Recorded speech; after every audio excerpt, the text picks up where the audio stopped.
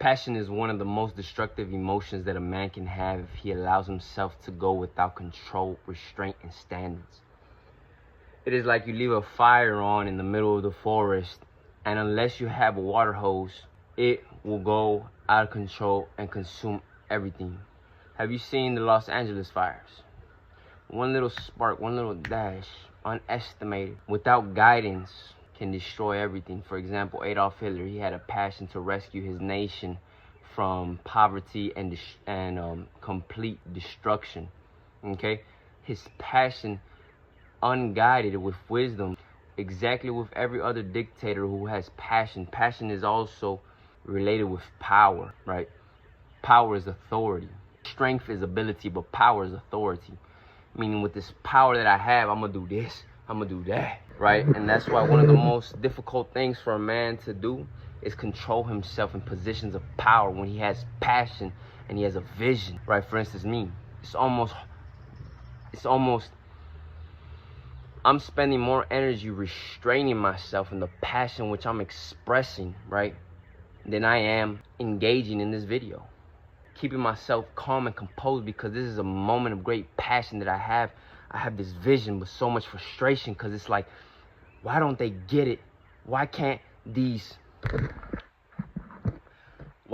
blessed individuals with all these talents understand the grandeur of this vision that I have for the future? We can all be rich. We don't have to be broke anymore. But it's like they don't want to understand it. It frustrates me. I almost want to lash out and just say, man, y'all are useless. And these are friends of mine. See what I'm saying? But that's what passion does when you have no composure or self-restraint. Now let's talk about outside of relationships.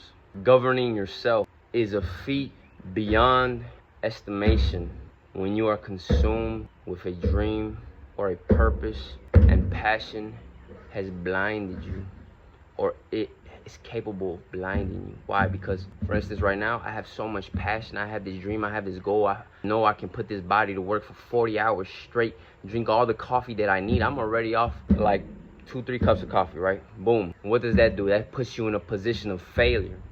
You're not putting your body at risk, and it's ineffective to lose sleep regardless.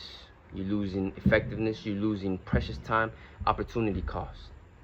So I'm saying, how much time will you have to spend resting to regain those 2 days with no sleep because of the passion? See, passion is like fire. It's the same as fire.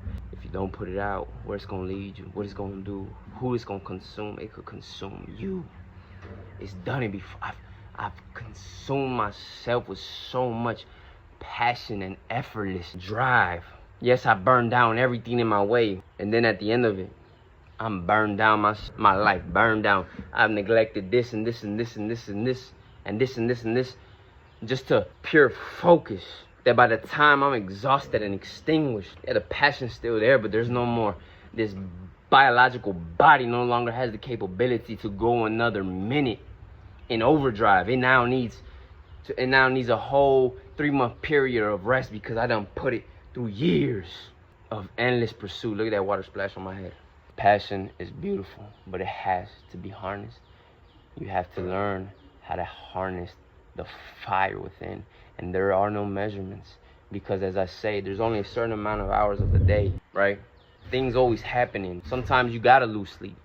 It's always a ongoing process of calculating your energy and the cost that you will have to pay after every output. Let me say that again. It is critical when you are someone with passionate spirit to learn how to harness the fire, control it, see when it is getting out. It is critical to be very calculated and wise with the passion that you harness within yourself. As I said, your passion can only be harnessed directly correlating to the refinement of your character, of your discipline, of self-control. You know, when I speak of passion, I don't speak of lust, but lust is a passion of the flesh. See, without self-control, your flesh will do what it wants to fulfill the passions. Just like a man on a mission, a holy glory mission, he can lose himself. He can lose himself too. That's why I believe in this purity of creation, the elements, rock, wind, air, and fire, like Avatar, you know what I'm saying? Passion is a driving force, right? It can be built up by a spark, but it has to be held down. It has to be controlled and guided by the foundation of rock, long-term patience and enduring of sufferance.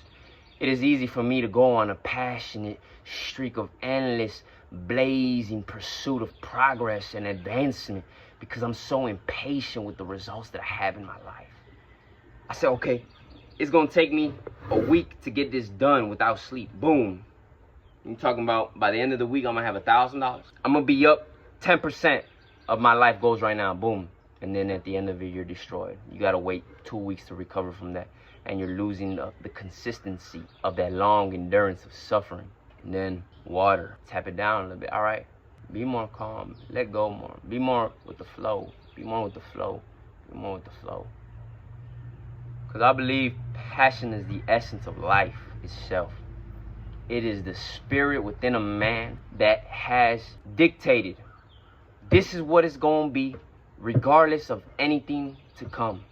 And then the mind, the body, and the soul are what determine with that same endless energy how it's gonna be done. And it has to be done wisely. It has to be done continually, estimating, rearranging, sometimes guessing how much more can I go, how little sleep can I have, how much rest do I need, how much food do I need to eat, right? Because if I go on a 10-mile run right now out of passion and I don't have enough food in my fridge to be in a caloric balance, in a nutritional balance, and the only thing that's going to be left of that run is a loss of muscle, a loss of time, and a loss of potential that could have been created in that same time. See, it gets very complicated. It's not a simple subject. For anyone to say he's making it too complicated, they might have simple minds, or either I'm confused in the same passion that I'm so consumed with myself. See, that's why it's dangerous. You can't look at a flame and calculate its potential. Only the flame itself knows its potential. Every flame is different. Some are blue, some are white, some are yellow, some are pink. It's the substance within that determines the color that radiates.